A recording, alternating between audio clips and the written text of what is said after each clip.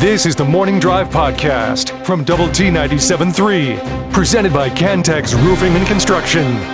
I'm Mike Hebert, owner of Cantex Roofing and Construction. Every day is game day, and we'll get it right when it comes to your roofing, construction, windows, and mirrors. Call Cantex Roofing and Construction today. Together, we are one serving you. Well, Jamie, it never really was much of a game after the first quarter on Saturday in Stillwater as the Lady Raiders fall 75-65. The second quarter just did them in. I mean, they got outscored 22-9 in that second quarter. Oklahoma State hit 4 of their 8 threes in that quarter, and Tech was 0 of 7 and 4 of 16. Just couldn't get the offense going and couldn't get stops in that second quarter when you needed to. And they got some open looks and made some huge buckets. And so you trail at the half and trail by 12. And there were some times in the third quarter and even in the fourth quarter where you had the ball and had a chance to get it to single digits, and then you start thinking, well, if you could get it to 9 or get it to 8, then it becomes a ball game. But you couldn't get that shot. You couldn't get that shot to fall. You were 4 of 21 from beyond the arc, and even though they shot 41% from the field, despite that, they shot 41% from the field, which is one of their better shooting nights over the last several games. Couldn't overcome that 13-point deficit ever. You had a shot that was made at the end of the third quarter by Snudda Collins. She made a half-court shot that was about a tenth of a second at least shy of being good, which would have put you down by 9 and would have given you all the momentum in the world. But it was clear that was not going to be ruled a good shot just because of the timing. So that's kind of the ball game. It was just really disappointing when you kind of think about all that you had going for you going into that game.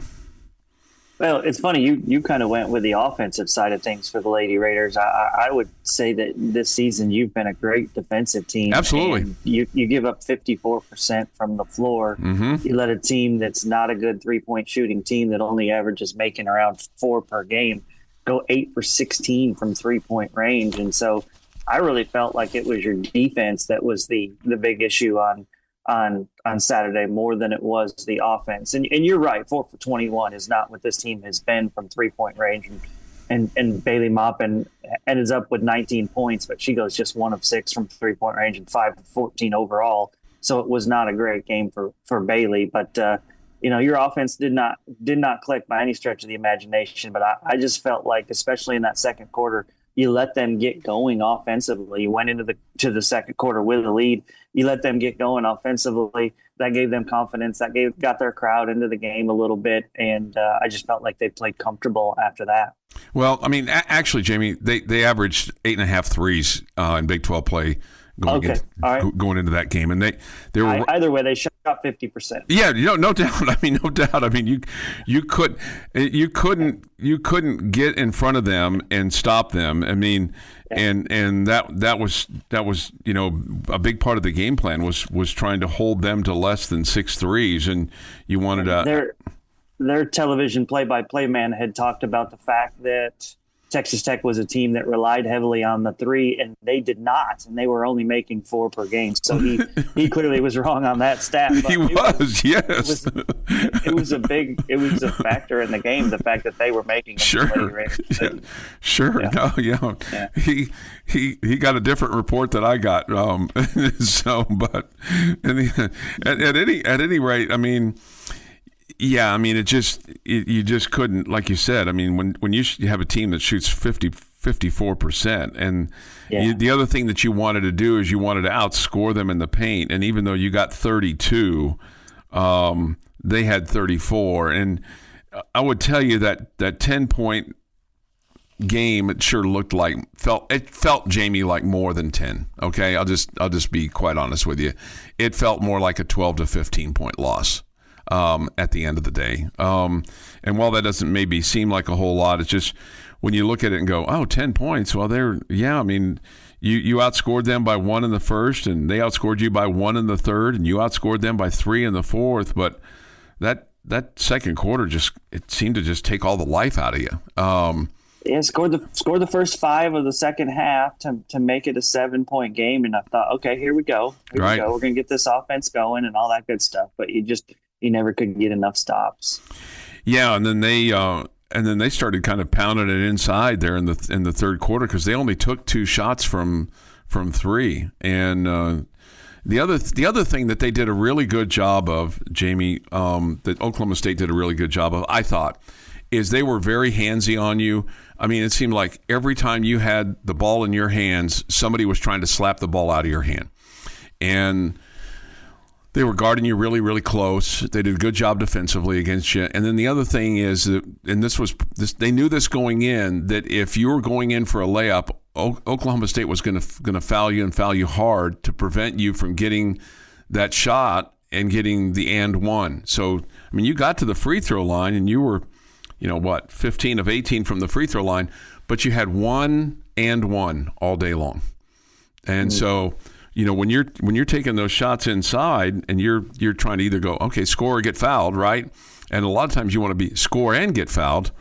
That only happened one time in the basketball game for Tech when they were trying to do that. And so they affected your shot. And the other thing is, they just distribute their scoring. I mean, they had 5 in double figures and nobody higher than 16 points, and that's Jaden Wooten, who's kind of like a Snudda Collins for them, and that she comes off the bench and gives them a spark. And in my mind, she was their player of the game because she was 7 of 10, and she's right there on the scouting report. The term was lethal mid-range score, and she was a lethal mid-range score for Oklahoma State. So now they've got to get it back together because it doesn't get any easier because you got Baylor on Wednesday, and Baylor's coming off of a large victory over UCF. Not that UCF was hard, but I mean big point spread between those two, and they've got Talia Scott back in the lineup and playing really, really well for them. That's their best player.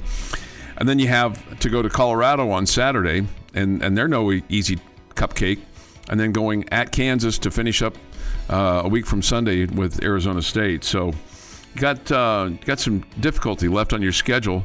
It's still obviously very, very nice season, but you want to see if you can finish strong here and put yourself in a good spot for the Big 12 tournament. Your daily dose of sports and fun. This is the Morning Drive Podcast from Double T 97.3, presented by Cantex Roofing and Construction. In sports history, today is Monday, February the 16th, 2026. Here is Jeff McGuire. Starting in 1915, gentlemen, Major League Baseball slugger Frank Home Run Baker, at 28, announces his retirement following a contract dispute with Connie Mack. He would sit out the entire 1915 season. I bet he comes back in 1916. Since it says sit out and doesn't say stayed retired, I'm guessing you're right, too. Yeah. I guess if you're going to be a baseball player, that's a pretty good nickname to have, right? Absolutely. I was just thinking the same thing. Unless you're a pitcher. No, yeah, that would be not a great pitching nickname. Although that goes in the same category as whiplash. Mm-hmm. Okay. 1952, United States goes 1-2 in the 500-meter speed skating at the Oslo Winter Olympics, with Ken Henry taking gold and teammate Don McDermott taking the silver. I was watching a little bit of that this weekend, and I'd forgotten that when they did the 1980 Olympics and Eric Heiden was winning all those speed skating medals, that those were outdoors. And I was thinking, I wonder what the records would be like for a guy like him if those were indoors, or if that even played a factor, because you have to think it played a little bit of a factor, any kind of wind in front of you or behind you, as opposed to being inside an arena. But Eric Heiden, he won all those gold medals and he wore that gold suit, and now he's now he's an orthopedic surgeon, and he's probably about ready to retire. He and his wife both, they're in their mid-60s, but it was cool to see him with the guy from the United States who just won too. Does he wear a gold jacket? No, he did not. He did not. He did not. That's funny. He had a blue jacket on. Okay. 1972, Wilt Chamberlain of the Los Angeles Lakers becomes the first player in NBA history to reach the career 30,000-point mark during a 110-109 loss to the Phoenix Suns. 1989, Dodgers at it again, guys. They signed pitcher Orel Hershiser to a $7.9 million 3-year contract. Just buying players. Well, that was a lot of money. He was already their player, so you can't really say they bought him. They just paid their guy. Yeah. Boston Red Sox doing the same thing. Roger Clemens on the same day signs a $7.5 million 3-year contract. God, these teams just buying players all the time. Heavy dose of sarcasm. Yeah. Yes. And in 2002, no sarcasm here, after scoring 30 points in the game before, Andre Emmett scores 33 and grabs 10 rebounds in Texas Tech's 97-79 win over Colorado. I mean, a 30-10 double-double, it used to be just unheard of. Sure, right. Until J.T. Toppin came to Texas Tech. Mm-hmm. Just unheard of. Can he go down as one of the greatest players in the history of Texas Tech basketball, if not the greatest, J.T. Toppin? I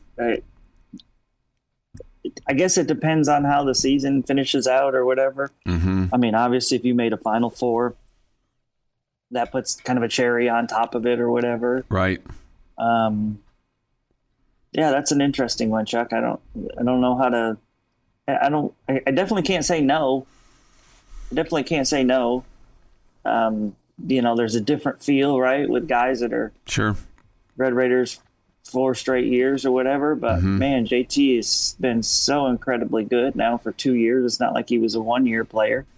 I mean, if he comes in here and wins Big 12 Player of the Year twice, which unfortunately I don't think he's going to get. I think that they won't give it to him 2 years in a row, but feel like he's deserving of being in the conversation. So I don't know if he stays a third year, that would add more cherries on top. So I think he's gonna, and Kelvin Sampson said he should be the national player of the year.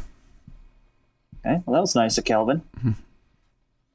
If the Houston coach keeps saying nice things about the Red Raiders, I may have to start liking Houston. I don't think I have to worry about that much. It's National Almond Day. I'll leave all the almonds for you guys. I'm nuts enough. Please put one in my Hershey's and my Snickers, and I am a very happy man. Happy birthday to Jane Seymour, who's 76. Christopher McDonald, you may know him better as Shooter McGavin, is 72. Alex Gonzalez is 50, and Mark Price is 63. Mark Price is 63. Wow. And on this day in 1968, the very first official 911 call was placed in the United States. It's now taken for granted as the first course of action in the event of emergency by nearly all of the nation's 327 million people. 911 is a relatively recent invention and was still not standardized across the United States for many years after its adoption by Congress. And our version is much better than what they do in Europe. In the U.S., it's 911. The 9 and the 1 are on the corners, right? Mm-hmm. In London, it's 999. Okay. What number do you think gets misdialed more, 911 or 999? I'm going to guess 999, right? So okay. There's a lot of times that overseas, specifically in London, that they're dealing with not a prank call, but a pocket dial because of somebody's phone. Okay. And that is Stan Sports History. Stan Sports History, 6:51 this morning here on the Morning Drive. Thoughts, comments, Yates Flooring Center chat line. Go to WT973.com for that, or the mobile app. Visual Edge IT hotline is open too at 806-771-0973. Okay. Get your thoughts and comments on the Yates Flooring Center chat line, Visual Edge IT hotline as well. We'll have hoops on the air for you this afternoon with Friendship Girls taking on El Paso Eastwood. That from Monahan's on Sunny 97.7. And the Liberty Girls meet up with Glen Rose tonight in Abilene at 6:30. Somebody sends us, depends on how far we go in the tournament, top on stats in the tournament, and if he stays for another year. Yeah, all those things could really add to the argument if you were making the argument that he deserves to be considered one of the best ever. They definitely could, and they would play a big factor in whether or not you feel like he deserves to be in that category. Yeah, and I just got to, and who knows, maybe go ahead. I think we just have to change how we've always thought about, our guys and our great players. We don't, over the years, we've never really considered guys that were great for 1 year. That's one of the best ever here at Texas Tech. You'd have to say, well, that was one of the best single years ever. Michael Crabtree only played here for 2 years, but he was only here at Texas Tech. You know what I mean? And so I think that's how we used to think. And now I think you have to change how you think, and you have to change and think, hey, it was David Bailey, the best pass rusher that we've ever had in the history of our school. Well, I mean, you might be thinking, well, no, let's go to one of these guys that was here for 4 years and blah, blah, blah, blah, blah. Well, David Bailey was awesome last year. And, and so it's just a 1 year deal though. So is he a lifelong Red Raider? Is he not? I mean, it's just how you look at it, and it changes. It's going to change everybody's opinions. Yeah, because you look at B.J. Simmons differently than you would, because he was in a line of quarterbacks who we understood that was the way it was going to be. You're going to have this guy for a year, and this guy for a year, and this guy for a year, and this guy for a year. It's not like B.J. came in after playing the University of Hawaii for 3 years.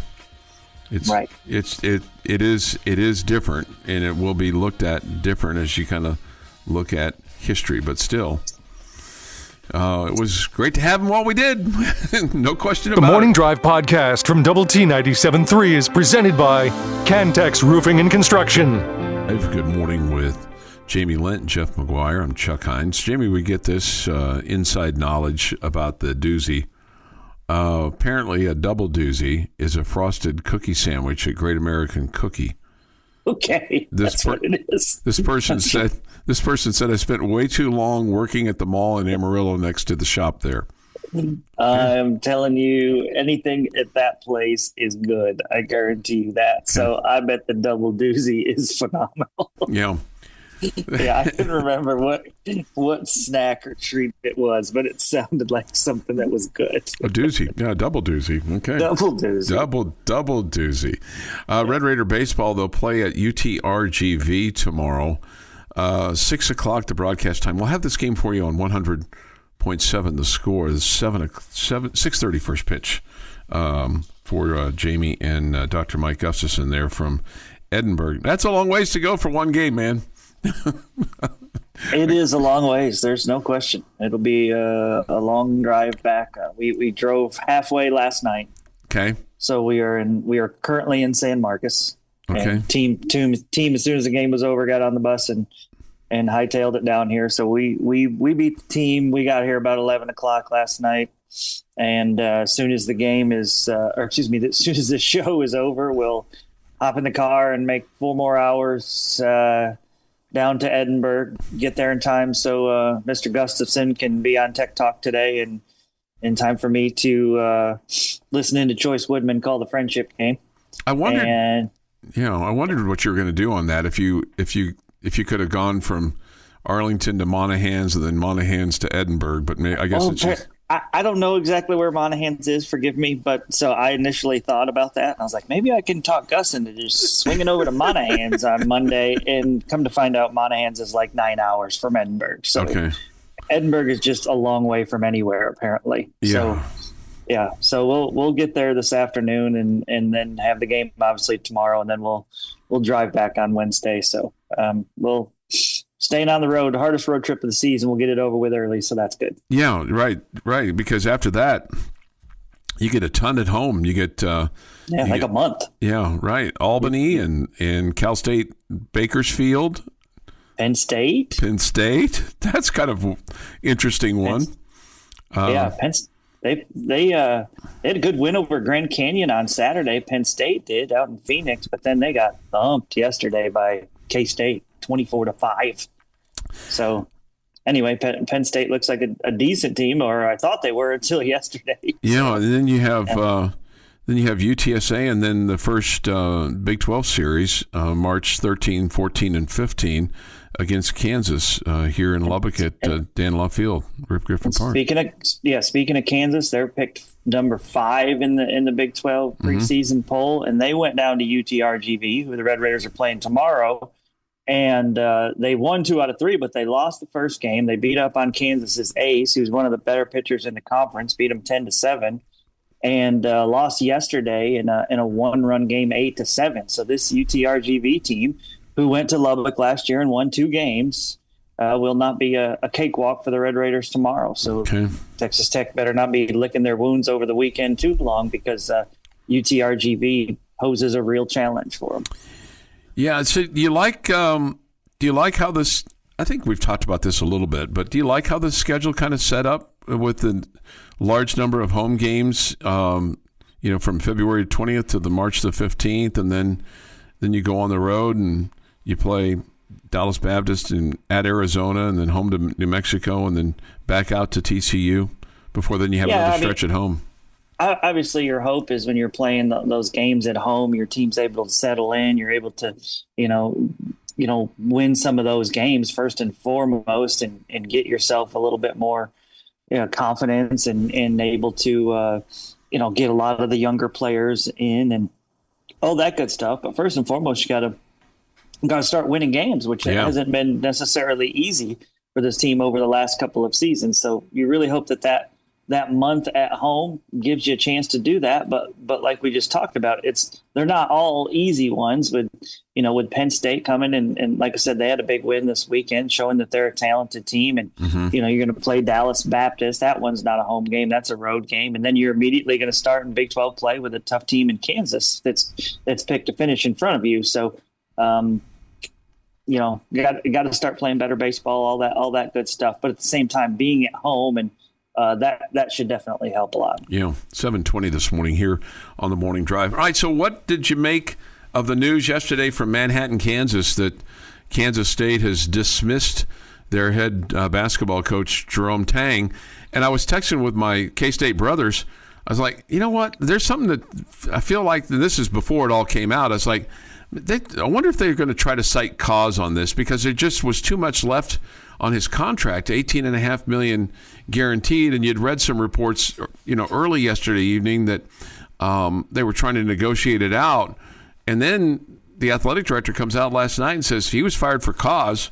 And they bring up the press conference after, Cincinnati, and in which he, talked about his team and we kind of went on a rant. And now they're saying that the language in his contract references any activity that brings public disrepute, embarrassment, or ridicule to Kansas State.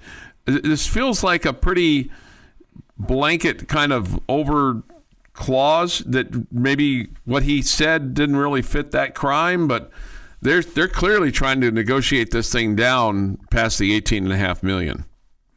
Yeah. So your first question to me, what did I think? Initially, I thought, oh my goodness, they found a donor that's so upset that he's willing to pay $18 million. Yeah. Okay. Right. All right. That was the first thought. The second thought, once you heard that they're trying to fire him with cause, is Kansas State's just trying to find a way to get it lower. Mm-hmm. That's really, because there's no way that any judge is allowing that to be for cause. Yes. No way. Right. No way. I mean, did he sound like a buffoon? Sure. But hundreds and thousands of coaches have sounded like buffoons when they're really frustrated with their basketball team after a game. Okay. And it's all, done for different reasons, partly just because they're frustrated, partly because they're trying to motivate their team, partly just because they're angry. Right. So I get all of that. You saw another coach in the league having a similar conversation the same night with the Colorado coach who was, mentioning how his team should be, basically on unicycles back to Boulder after their loss to the Red Raiders. So, wow, that'd be interesting.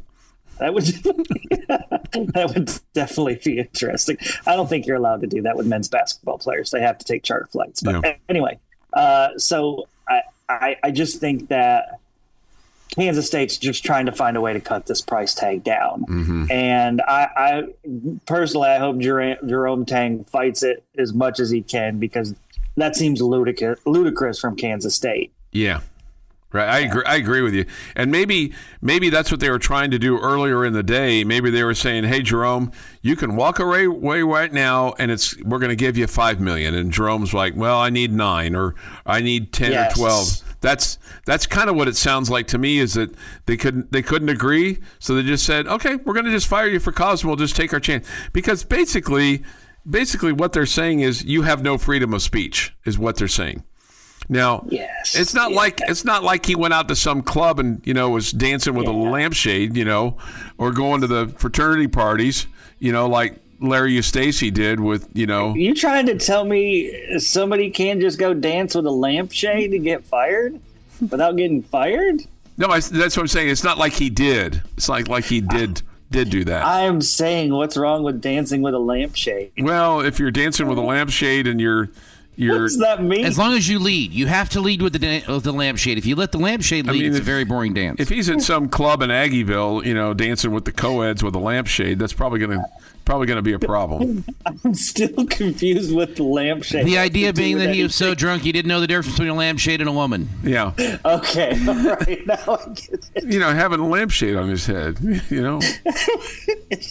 Is this something that's happened to you, Mr. Heinz? No, don't answer that. It's 7:25. The Morning Drive podcast from Double T 97.3 is presented by Cantex Roofing and Construction. Jamie's question of the day on Double T 97.3 is brought to you by Connecticut of West Texas. Did you predict that one of us would dance with a lampshade this weekend? Did not. Did not. That was not one of my predictions. Wait, how did you know? Yeah. I had the blinds closed. There's probably been a time or two in my life when you probably could have given me a lampshade, and I probably would have danced with it, but not this weekend. Jeff, do you want to share with the audience the text that you sent to me? Tell me you've never been with a drunk friend without telling me you've never been with a drunk friend before. There's probably a lot of truth to that, Jeff. Usually when my friends started getting drunk, I just left. Yeah. Yeah. You're on your own, pal. Speaking of somebody that's going to sound drunk right now, okay, and then we'll get to your question. Jamie, after playing tennis with a young phenom yesterday, and working on. What does this have to do with a drunk friend? I said I'm going to sound drunk when I make this. Okay. When I make this statement. Okay. Jamie, I'm now convinced that you and I, as a doubles match team, that we can beat Gus and Clint or whomever. That because my serve, Jamie, yesterday was pretty good. My left-handed serve. I can't move left or right or up and down. I'm probably be pretty good at the net, but Jamie, I can get the ball over the net on my first serve, and it was going pretty good yesterday. Okay, well, I mean, if you can get serves in, you're against those two. I think we've got a pretty good chance. And then get your serve in, and then just stay out of the way and let me beat. That's pretty much what we're looking for. Yes, there's no question that I feel like that I would have impressed you yesterday, Jamie, because the young phenom, he kind of ticked me off yesterday, and my competitive juices got going, and it's like, okay, you're going to be that way? Here we go. Jamie's question of the day on Double T 97.3 is brought to you by Connecticut of West Texas. Come on, Jeff. I was having more fun with the other conversation, but okay, your point is taken. All right, so we're going to revisit a question that we've asked before, but I feel like so much changed in the Big 12 Conference this weekend that I feel like this is worthy to ask. Okay. 6 games left in the regular season for the Red Raiders. What do you think that 6-game stretch record will be? Okay. Get my Red I think the Raiders win at schedule. Arizona and the injury at BYU factors into this for me. I'll just tell you that. You know what, Jamie? You're going to win them all. Okay. You're going to win them all. You're going to beat Arizona State. You're going to beat K-State. You're going to beat Cincinnati. You're going to go to Iowa State. You're going to be full of momentum there going into Hilton. You got TCU at home, and then you go to Provo. You're going to win them all. You're going to go 6-0. 6-0. I like it. 5-1. It's the Big 12. It's not intramurals. One of those teams is going to jump up and bite you. And I say this because it's the Big 12. Everybody in a stretch of 5 games has somebody jump up and bite you. Except Houston.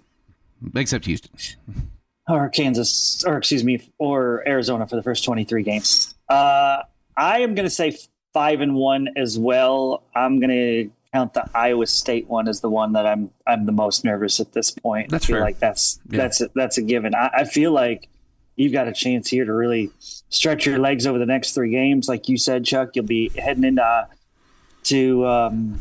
Hilton with a lot of momentum. I just think that's a really tough place to win. No doubt. Especially knowing that you'll be at that point close to a top 10 team. Mm-hmm. They'll be up for it. Their fan base will absolutely be up for that. What is that, a Saturday afternoon game at 3 o'clock? Yeah.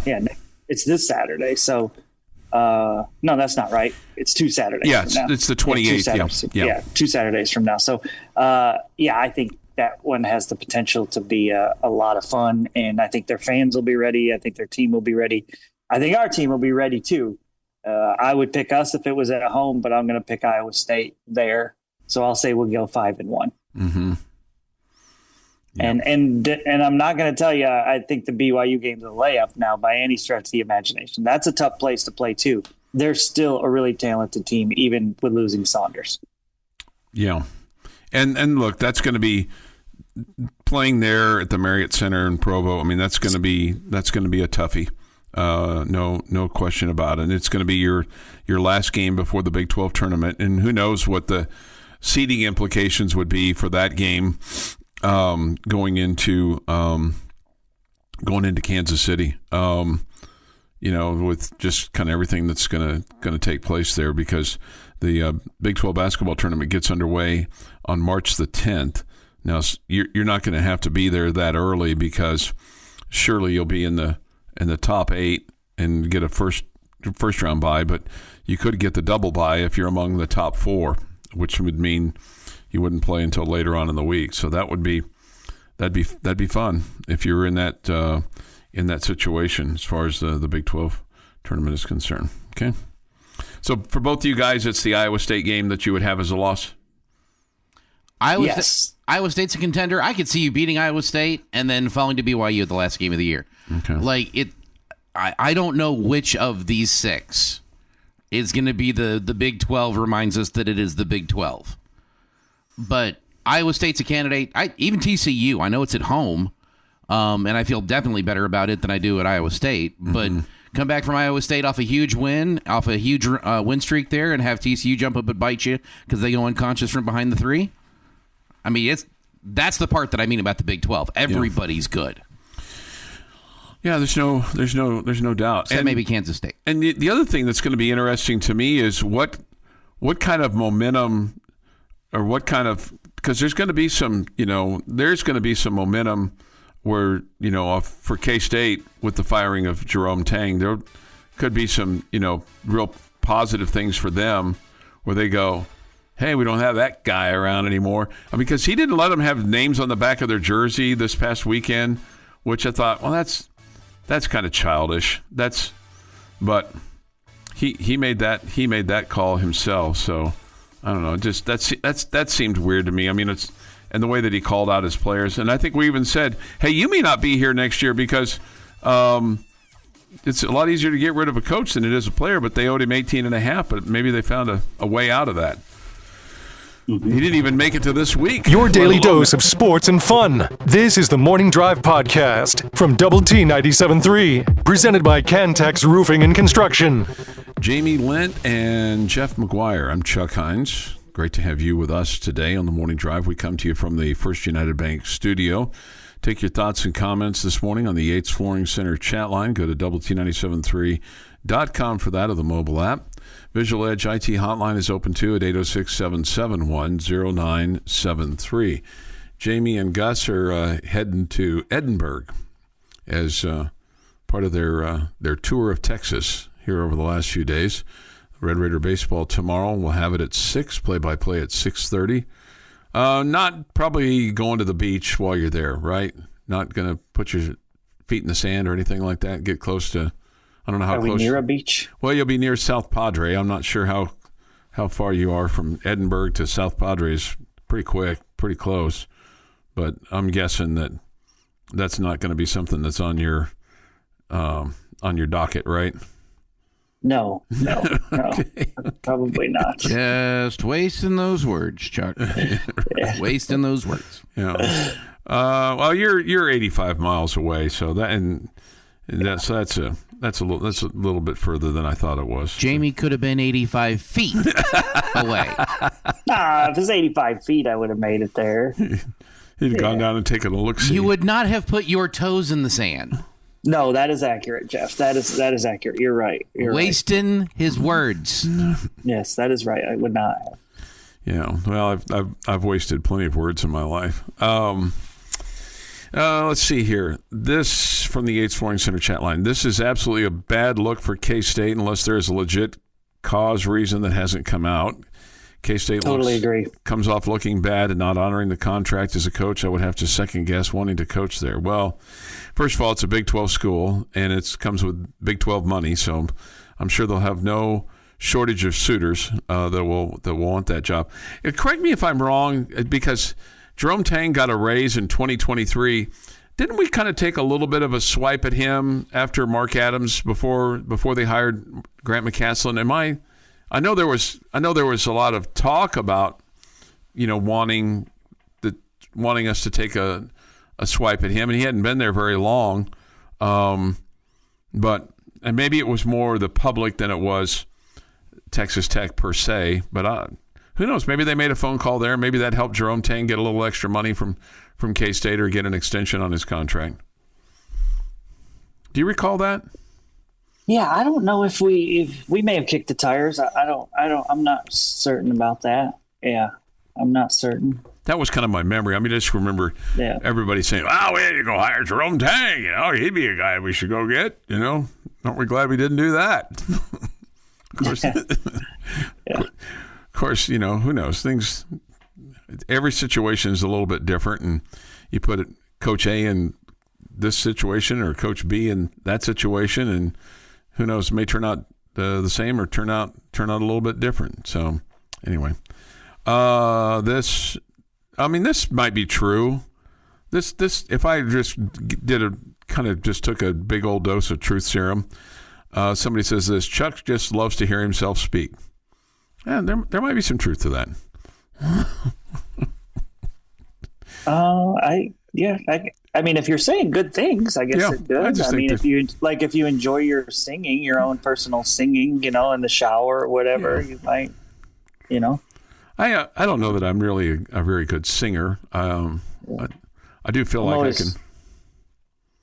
I'm always really nervous when there's a big play in the baseball game, and I make, and Jeff's not here, and I'm having to be the one making the call, and I'm always nervous to hear the highlight back. Did I lose my mind and sound like a fool again, like I did in the LSU games? Well, I'm always nervous about hearing myself speak. For the love of baseball, Jamie, you were not losing your mind. You were doing the exact same thing all of us were doing. Yeah. I don't think I went too crazy with Tracer Lopez's hit in the ninth last night, so that was good. Had it been a walk-off, I probably would have. Yeah. I did have somebody tell me it was yesterday. I had somebody tell me, well, sure was a great day to be a Red Raider. I was like, man, I immediately thought of you, Jamie, because that's your line. It's a great day to be a Red Raider. Well, unfortunately, the baseball team didn't win, so I didn't get to say that all weekend. So I don't know that, at least for those of us associated with baseball, it was not a great day yesterday. No, I got you. But I mean, when somebody said they were talking about obviously the Arizona win, for the Tech hoops, so that was definitely a great time. Mm-hmm. This from the Yates Flooring Center chat line. I think fans wanted Tang. He made an Elite Eight after his first year, right? Yeah, and that's my point. Is I think for that reason we may have kicked the tires just a little bit, but I don't know that there was any kind of formal offer or anything along those lines. Understandably so. I mean, it Sure. felt like he was on the path to being a good coach, no question. Yeah. And again, I'll ask you, and I don't know if this is true or not, Chuck. I don't know enough about Kansas State's situation. Did Jerome Tang forget how to coach? Did he just go through a bad stretch where some players didn't work out? Or do they not have the NIL funds that some of the other schools in the Big 12 have that are dedicating it to men's basketball? I think it was column B, because just a couple things that I read last night were that the donors, that he had kind of lost his way with some of the donors because they had ponied up last year and it didn't pan out for them, and it obviously is not panning out for them this year. So, I mean, not that you can only do it, you got to do it more than 1 year, but I think they had grander expectations last year and it just didn't work out for them, and so when you start off 1-11, they're probably looking for a way out. But look, that's. So, I mean, help me out there. So which I mentioned three things, and you said B. Which one were you saying? I think it was they. I think if you were to ask them, they feel like they ponied up last year with money to get players, and it didn't work out for them. So they didn't pony up this year? I don't know how much they ponied in this year, or if there was still some hangover from last year with some guys, but I don't think they felt like they were getting the return on their investment, and then it just kind of started going south for them pretty fast, and you're 1-11 and nothing looks good, right? But I mean, he went there, much heralded, and had a really good start, but it wasn't able to finish. So we'll see. We'll see what he ends up with, and we'll see where he lands, because you got to feel like that he's probably still got some fuel in the tank, so to speak. Now he's just looking to put some money in his bank account so that he can clean up that situation and move on, little doggy. This has been the Morning Drive Podcast, presented by Cantex Roofing and Construction. Check out our library of Double T 97.3 podcasts at doublet97.3.com.